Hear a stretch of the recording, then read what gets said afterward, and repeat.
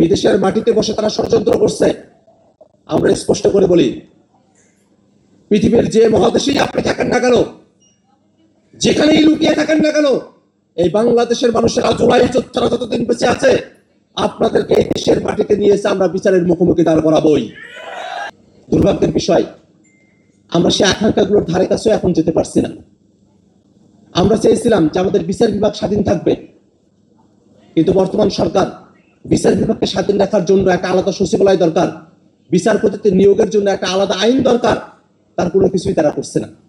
সচিবালয় হয়েছিল, সেটা এখন বাতিল হয়ে গেছে। এরকম একটা পরিস্থিতির দিকে আমাদেরকে ঠেলে দেওয়া হয়েছে। আমরা এই ধরনের পরিস্থিতি দেখতে চাই না। এবং বাংলাদেশের মানুষেরা যারা 24-এর অভ্যুত্থানের সময়টাতে যারা সামিল হয়েছিলেন, এই মানুষেরা তখনও যে আকাঙ্ক্ষার মধ্যে ছিলেন, এখনো সেই আকাঙ্ক্ষাটা তারা ধারণ করেন এবং তারা এটা বিশ্বাস করেন যদি আকাঙ্ক্ষা থেকে চ্যুতি ঘটে, তাহলে এই মানুষেরা তারা প্রয়োজন হলে আবারও তারা রাজপথে নেমে আসবেন। এই মানুষেরা এমন ধরনের একটা আকাঙ্ক্ষা নিয়ে বাংলাদেশকে তারা দেখেন। দুর্ভাগ্যের বিষয়, সে আকাঙ্ক্ষার কথাগুলো আমরা যখন বলি, তখন আমাদের এই আচরণকে, আমাদের এই কথাবার্তাগুলোকে অনেকে খুবই খারাপভাবে নেয়। কিন্তু বাস্তবতা হলো, আমরা তো জুলাইয়ের জায়গা থেকে সবাই এক, কিন্তু কেউ যদি অন্যায় করে, সে অন্যায়ের সাথে তো আমরা এক হতে পারি না। কেউ যদি দখলদারিত্ব করে, সেই দখলদারিত্বের সাথে তো আমরা এক হতে পারি না। ঠিক আছে, আপনারা যদি সবাইকে সব বিষয়ে এক দেখতে চান, তাহলে অবশ্যই আপনাদেরকে ভালোভাবে রাষ্ট্রটা ফাংশন করাতে হবে। রাষ্ট্রটা যদি আপনারা ভালো করে ফাংশন না করান, সেই জায়গায় তো আপনাদের সাথে আমরা একমত হতে পারবো না। আপনারা দেশটাকে ভালোভাবে চালান, আপনাদের সাথে আমরা একমত থাকবো, তাতে আমাদের কোনো পার্থক্যের জায়গা নাই। বরং আমরা এই কথাটা খুব স্পষ্ট করে বলি, বিএনপি সরকারই দেশ পরিচালনা করুক, তারাই সরকার হিসেবে থেকে যাক। জনগণ তাদেরকে ভোট দিয়েছে, ভোট পেয়েছে, যে পদ্ধতির মধ্য দিয়ে হোক, তারা তো এখন সরকারে আছে, তারা দেশ পরিচালনা করুক, কিন্তু দেশটা পরিচালনা করুক গণভোটের রায়ের ভিত্তিতে।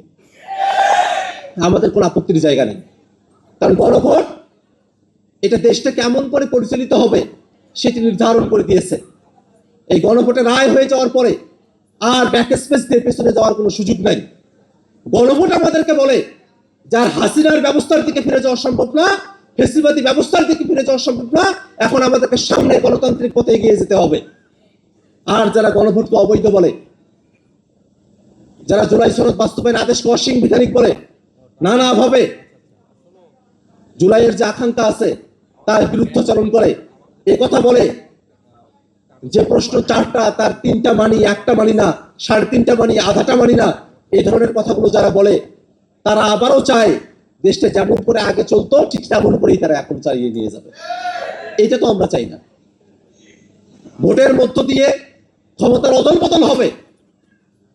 যে কোনো দল যারা বাংলাদেশের পক্ষে, তারা ক্ষমতায় আসতে পারে, সামনের দিনে আমরা ক্ষমতায় আসতে পারি, যেই ক্ষমতায় আসুক না কেন, কিন্তু ক্ষমতায় এসে নিজের মতো করে দেশ পরিচালনা করা সেটা কাম্য না। দেশ পরিচালনা করতে হবে বাংলাদেশের মানুষ যেভাবে রায় দিয়েছে, গণভোটে যেভাবে এসেছে, ঠিক সেভাবেই দেশটাকে পরিচালনা করতে হবে। সে জায়গায় যাওয়া প্রয়োজন, কিন্তু আমরা সে ধরনের কোনো লক্ষণ দেখছি না।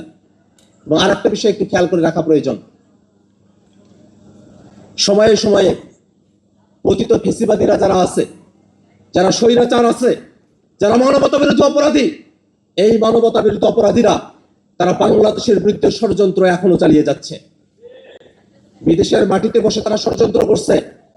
আমরা স্পষ্ট করে বলি, পৃথিবীর যে মহাদেশেই আপনি থাকেন না কেন, যেখানেই লুকিয়ে থাকেন না কেন, এই বাংলাদেশের মানুষেরা জুলাই যোদ্ধারা যতদিন বেঁচে আছে, আপনাদেরকে এই দেশের মাটিতে নিয়ে এসে আমরা বিচারের মুখোমুখি দাঁড় করাবই। এর অন্যথা হওয়ার কোনো সুযোগ নাই। এই বাংলাদেশের মানুষ এই জায়গায় তারা এক, এটার ব্যত্যয় আমরা হতে দেব না। আর একটা বিষয় বলে রাখা প্রয়োজন, প্রথম আলো এবং ডেইলি স্টার আয়নাঘরকে তারা কথিত বলে সম্বোধন করেছে। ইনভার্টেড কমার মধ্যে আয়নাঘরকে তারা রেখেছে।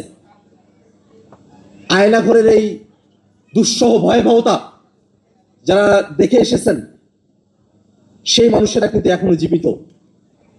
যারা মারা গেছেন তারা তো গেছেন, কিন্তু যারা জীবন নিয়ে বেঁচে এসেছেন, এই মানুষগুলো সাক্ষী দিতেছে। এত মানুষের সাক্ষীর পরেও আয়নাঘর কথিত হয় কেমন করে? আয়নাঘরকে কথিত বলেন কেমন করে? এত মানুষ জীবন দেওয়ার পরেও, এত মানুষ ওই আয়না করে নিষ্পেষিত নিপীড়িত থাকার পরেও বছরের পর বছর আয়না করে যারা থেকে এসেছে তারা জানে আয়না করের ভয়াবহতা কত দূর।